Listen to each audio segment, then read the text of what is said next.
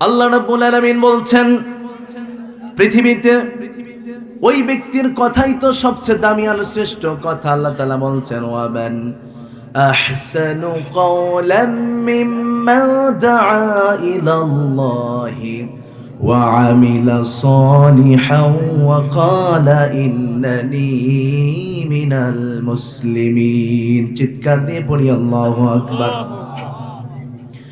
আল্লাহ রাব্বুল আলামিন বলছেন, ওই ব্যক্তির চেয়ে আর কার কথা বেশি দামি হতে পারে?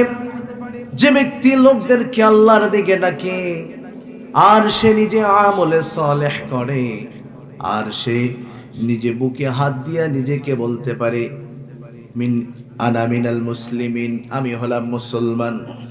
আমার ভাইরা, আজকের সমাজে নিজেকে মুমিন আমরা বলতে পারি, ইমানদার বলতে পারি, কিন্তু আজকের সমাজে নিজেকে মুসলমান বলে দাবি করাটা আমি মনে করি চূড়ান্তই বড় কঠিন একটা কাজ। কথা বলেন ঠিক কিনা?